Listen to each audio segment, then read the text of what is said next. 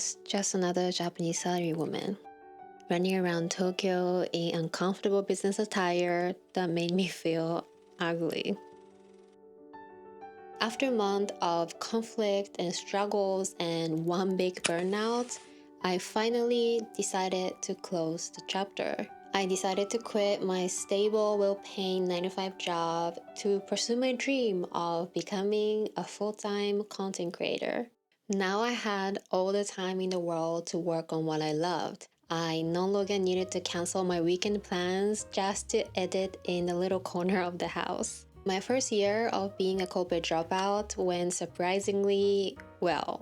My 10th video started to blow up, and within 3 months, my channel hit 10,000 subscribers. I was gaining over 1,000 subscribers every single day. My channel got quickly monetized, and I was able to work with all the brands that I ever dreamed of working with. As I entered the second year, I hit a burnout again. And it didn't make sense to me. I mean, I was living the dream life that I ever dreamed of. But the reality was, I didn't want to create content. I was physically and mentally exhausted. I stopped posting a video consistently. I started to ignore all the emails in my inbox. And to rub salt in my wound, I experienced a major breakup. My life was changing in the speed that I just couldn't keep up with. And as a result, I wasted the most precious thing in the world, time. And I know that it's a privilege, and I am very lucky to be able to waste time like that. So today, I want to talk about valuable lessons that I learned from this very rare, strange experience that I had in my life. Lesson number 1, you will never fully recover from a burnout. After I finally quit my corporate job, I took a long break. I went on a Europe trip with my friends for a month, and that was the very first time traveling as an adult without the need to worry about my emails or my clients calling me. And that felt amazing. For the first time in forever, I felt like the weights were lifted off my shoulders, and it was like I could finally breathe. And I really needed the trip to de-stress. Taking a pause and time to reset like that is important. But for many of us, vacation doesn't last forever, and you have to go back to your normal, stressful, everyday life again. For me, luckily, I didn't need to go back to the job anymore, but I needed to somehow make this content thing work. And I did. But after a while, as I said before, I had a burnout. What I learned from this experience is that burnout is like a pattern. It's like an addiction. And it was frustrating, and I just didn't understand why it kept happening to me. But I realized that instead of fighting against it, it's so much better to accept the fact that I did experience a major burnout, and now I am just more prone to it than other people. When you're in the middle of the burnout, we often forget that burnout is such a common thing and it can happen to anybody. We might not talk about it, but a lot of us experience it. I'm learning to live with it, and all I can do is to try my best not to make it happen again, which probably will, and I learned to be okay with it. Lesson number 2, you are always in control of your life. My past year felt like holding on to a driftwood in the middle of the ocean storm. The wind, tide, wave, everything was changing drastically every second, and all I could do was to hold on. But I noticed something strange. It was like a wake-up moment of, wait, I was the one who wanted all this change. I am the one creating the storm. When we go through big changes in our lives, we are so busy trying to adjust and keep up with all the changes that we easily forget that we are in control of our own lives. Next time, if you find yourself in the ocean storm like I did, you can pause, take a deep breath, and remind yourself to shift your focus on what's under your control. Lesson number 3. Life is more than just your job.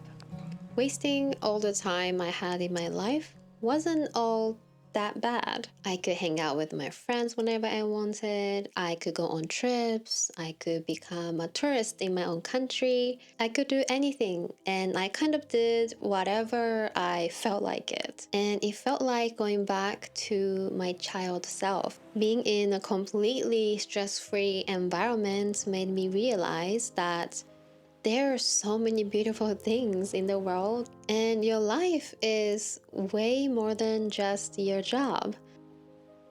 But after a while, it started to feel like something was missing, and it took some time until I figured this out. My conclusion is that you don't necessarily need a job to enrich your life, but you still do need a purpose.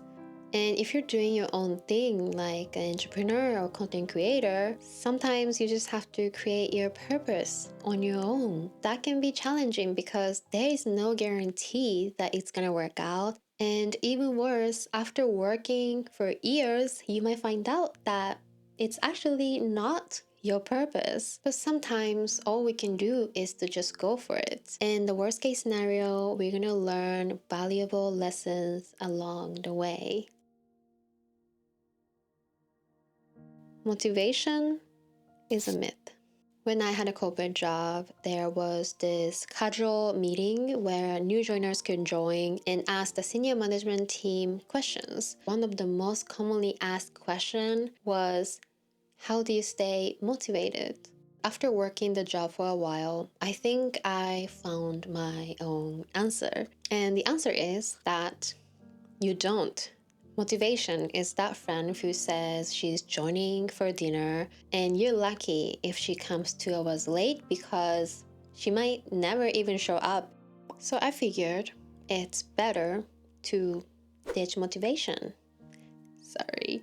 And instead, it's better use of my energy to focus on working on the systems and habits that automatically works for me with or without the presence of motivation. And that's what I'm working on right now. I wrote down how my ideal week looks like. I adjusted a little bit to make it more realistic, and I put them on Notion and my calendar. It's working very well for me so far, and this ideal week trick is one of the only things that has worked for me. Lesson number 5.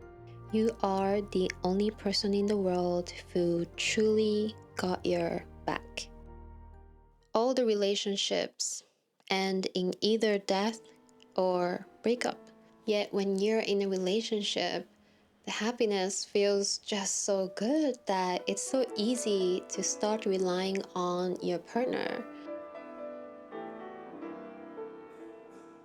And when you do, you come easily influenced by your partner, and slowly but surely you start to lose yourself. Relationships can end unexpectedly, and when it happens, you finally come to realization that you are the only person in this world who truly got your back. So no matter where you are in your life, don't stop working on yourself. Always show up for yourself and never ever betray yourself. Because in the very end of your life, you'll be always you and yourself.